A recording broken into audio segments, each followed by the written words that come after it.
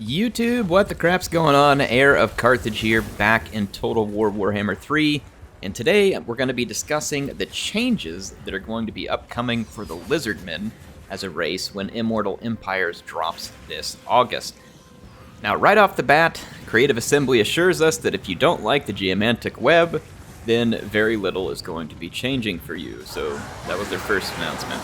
They did say they're going to make a few adjustments to the reward you get for fulfilling the Great Plan. I don't know exactly what that means, but yeah, Geomantic Web, not going to change a whole lot.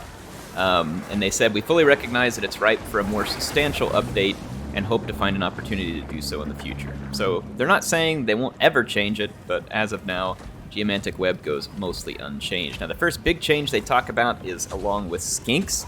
So Hola Skinks, here we go. As has long been requested, it says Tehenhauin now unlocks regiments of renown units by leveling up. And he will use, or he would be able to use his sacrificial pyramid to generate extra blessed spawnings. So it's going to be a little bit of a change for Tehenhauin that hopefully will leave things a little better off for him in terms of being able, how he gets his regiments of renown and how he uses his sacrificial temple. So should make him a little more fun. And then Oxyotl is going to be getting new missions where he's going to be hunting down different demonic factions, chaos factions, and enemies.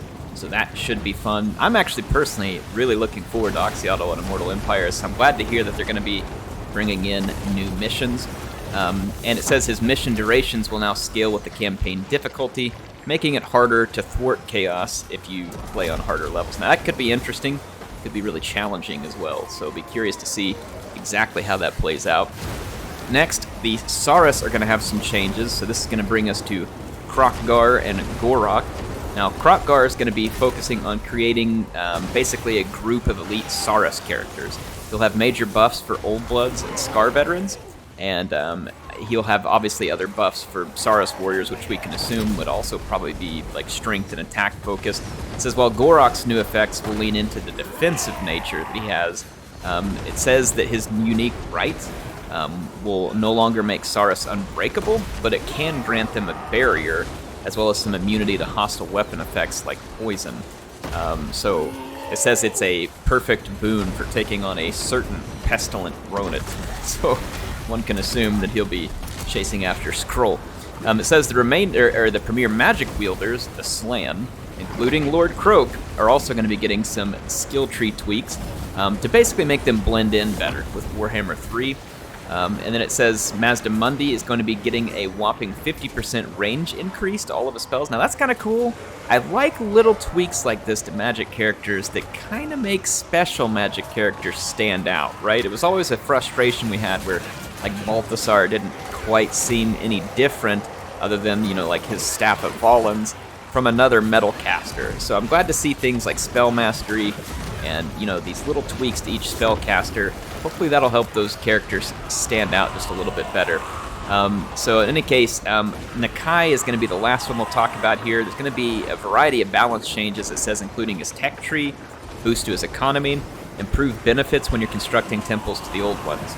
He'll also benefit, it says, from some of the fundamental improvements to diplomacy that were introduced in Warhammer 3, notably improving how the AI interacts with vassal factions. Now, I know a lot of you are probably wanting to see even more changes for Nakai. Maybe we will at some point. I know a lot of people are really frustrated with the fact that his vassal factions don't do anything, they just sit on their butt. It doesn't specifically address that here, so I don't guess that we can specifically expect any results there, but here's to hoping. We never know. Anyway, that's what we know as far as Lizardmen updates. You all tell me what you think down in the comments. I would be very curious to hear it. What has you most excited for Lizardmen in Immortal Empires? Is it multiplayer, or is it getting into some of these new campaigns? Do you want to hunt down all the new demons with Oxyotl and fill them full of poison darts and fire, like I'm doing in this battle in the background?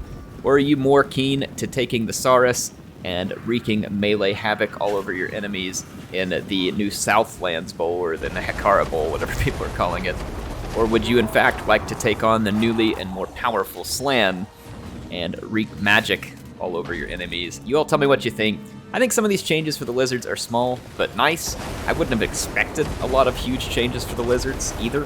I think if anything, maybe I would have wanted to see maybe a bit more tweaks to Nakai, but we haven't played it yet, so we'll see. We'll see what we get.